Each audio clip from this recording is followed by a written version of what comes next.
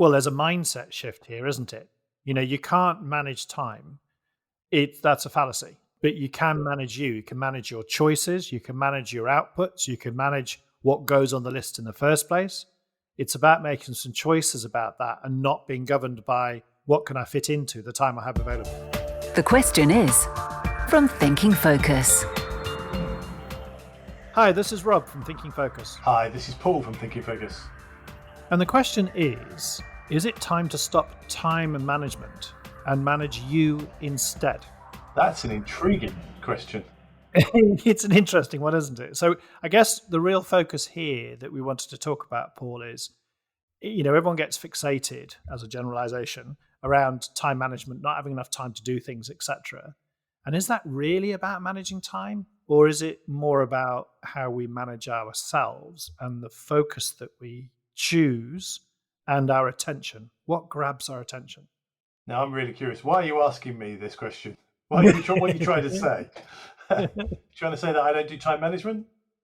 Well, no, this is not a personal dig. But, it intrigues a lot of people, doesn't it? It does intrigue a lot of people. Because I think, again, a sort of interesting view of this. Think about your journey through your career. And at a point in your career, you move. Well, yeah. But there's a point through your working life. If you think when you started school, when you left school and started work, which I know for you was about 11, but for us people, it's about 18. You go into a job, 18, 21, whatever it is, you start work. And you were really focused on delivering against inputs. You're kind of given a list of things to do. And the primary thing that you're expected to do is to be able to organize yourself in such a way that you can do all the things on the list. Yes. And if you then look at where most people are, 10, 15, 20 years later, that mix isn't quite true anymore. You're not given a list of things to do and say, just organize yourself around it. You're given an outcome to achieve. That might be a sales target, a business target, a project to deliver, but you're given an outcome to achieve. It's end up here.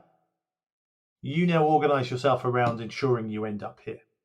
Right. Who creates the list of things then you do? Do you get what I mean? So the list moves from somebody else with expertise to yourself. You create the list of actions. You create the list of activities. And what most people do, in my experience, is create a list much bigger than their ability to achieve it. So it's quite interesting, isn't it? Because there's a question that we get asked quite often, which is why is it some people seem to get more done than others?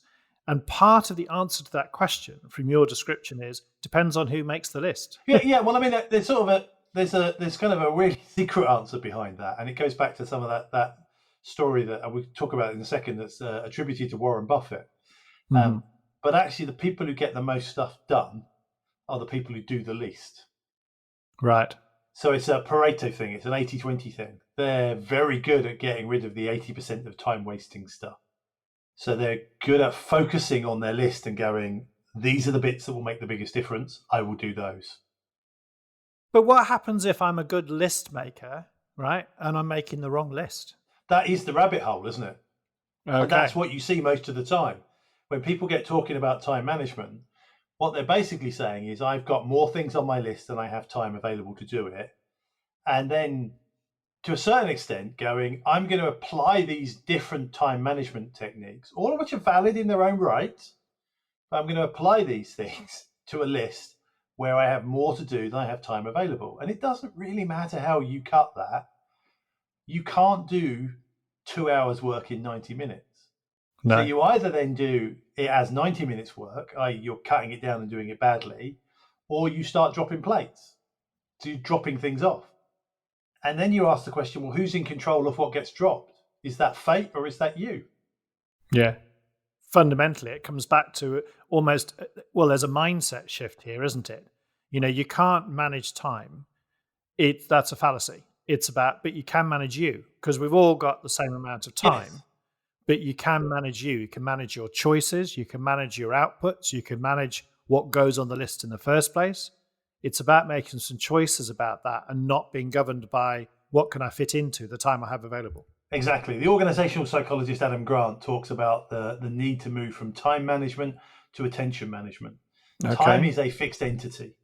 Theoretically, you've got 40 hours of working time a week. Most people work more than that, but at some point you are going to have to stop. You are going to have to eat, sleep, and maybe talk to people who you live with occasionally. You fit other things in your life. Otherwise, what's the point? And so what you really then have to do at this point, when it moves from a input-based work to an output-based work, my words, is to go, right, I now need to take control of where my focus is. What am I going to do? And more importantly, what am I not going to do? It comes back to the bucket list. That story, if you've ever heard it, I think it's attributed to Warren Buffett telling his pilot. I don't know if he even has a pilot, and it might have been a chauffeur, and it's probably changed, but the principle's the same. Of this idea of the guy saying, I don't quite know what I want to do. And so Buffett says, write down the 25 things that you're really interested in. And he writes them down, split them into 2 lists, put the 5 things that are most important to you on list A, everything else on list B. So he does that work. And then the idea being is that you need a plan for the 5 things that are most important to you. They're the things you're going to focus on.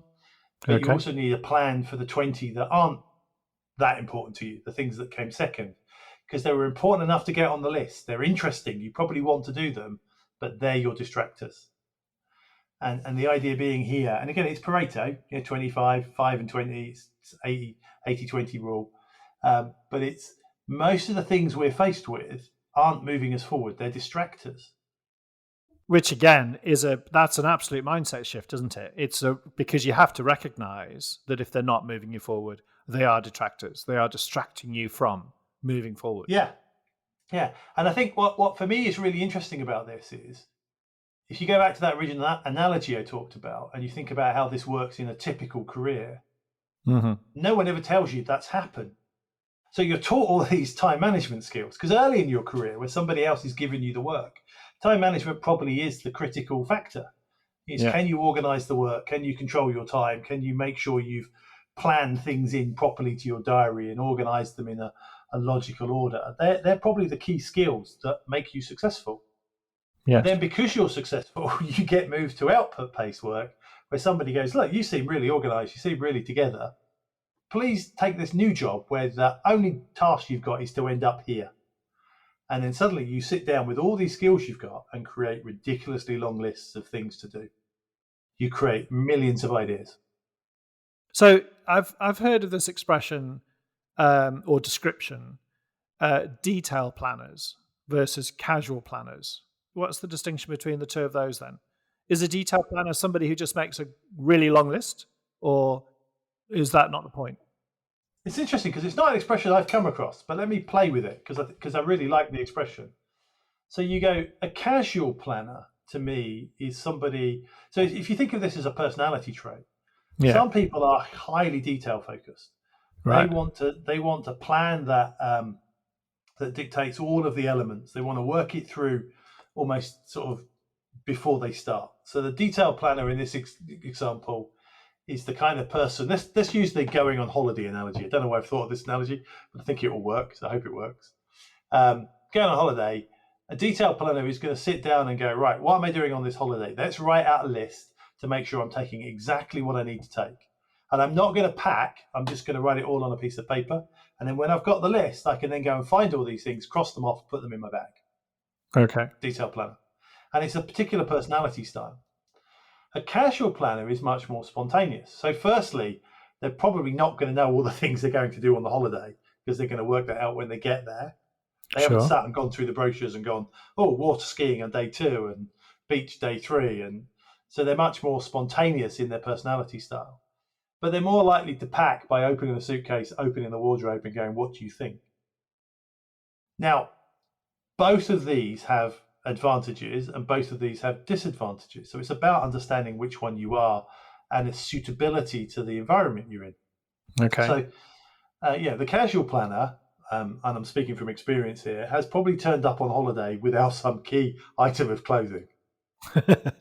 They're probably the sort of person who goes on holiday and tends to buy some clothing when they're there because they don't have enough t-shirts or the right shoes or whatever it is. The detail planner is probably more likely to have taken everything and coordinated everything. but also may have had the experience of getting to some amazing location, seeing something brilliant they didn't know what was there, and not being able to fit it into their schedule.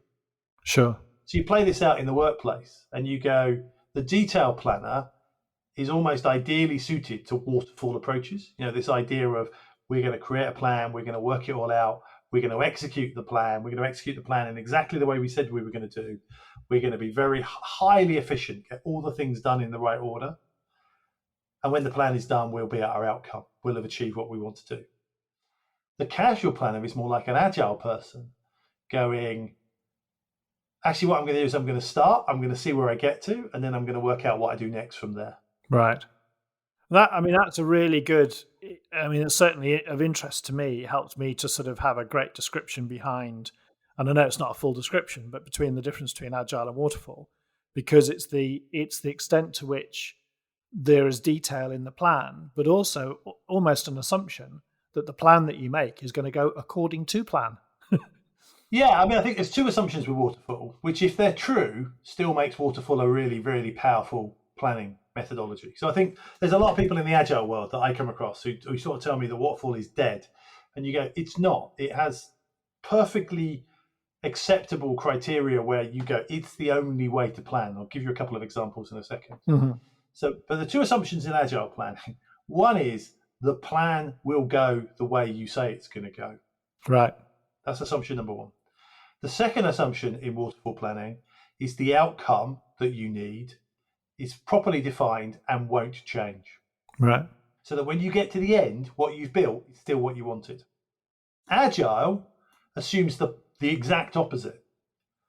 The plan won't go the way we think it's going to go. We will come across stuff, learnings, mistakes, errors, issues, and the only way to come across them is by starting. And the outcome is either very poorly defined, undefined, or a moving target. and you can just see from that description why Agile is becoming popular in business. Yeah. Right. That said, Waterfall isn't dead.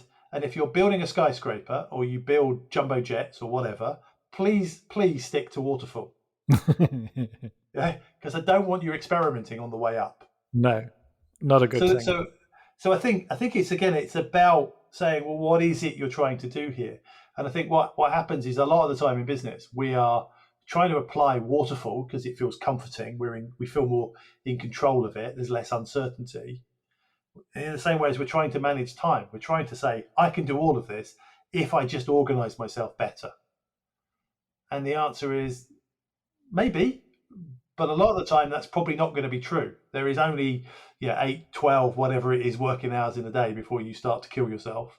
But it's interesting, isn't it? Because then, for all of those, descriptions, we are using or looking at time as a resource, as part of that planning, rather than focusing on time as a finite thing that we have to manage.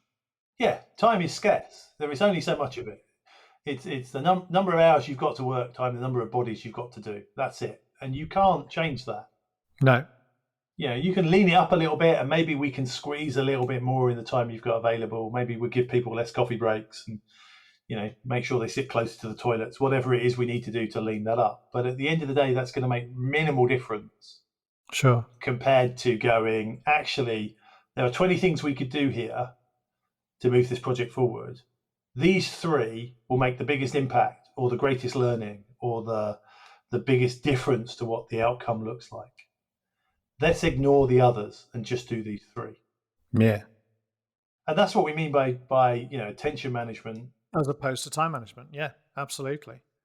So that's a really fascinating look at it, because the managing of us instead, go back to what we were asking in the beginning, is it time to stop time management and manage you instead? Causes us to think about, you focus on what's important because you get what you focus on. Think about the output and have a mindset about focusing on the output rather than trying to manage the input. Yes. And think about actually what that causes you to do is you're managing your attention instead of managing or attempting to manage time available. And of course, there's a giant gotcha in the middle of that in your description there, Rob. Did you see what it is? No, I was waiting for you to tell me. And well, the giant gotcha is you have to know what's important. And that's where this falls down for most people. Right. Because they don't know what's important. They don't know what they're trying to achieve or where they want to end up. They haven't done that piece of thinking. And it's in our world, that's that clarity. It's the start of Fudu. It's that first F, focus. What is it you're trying to do here?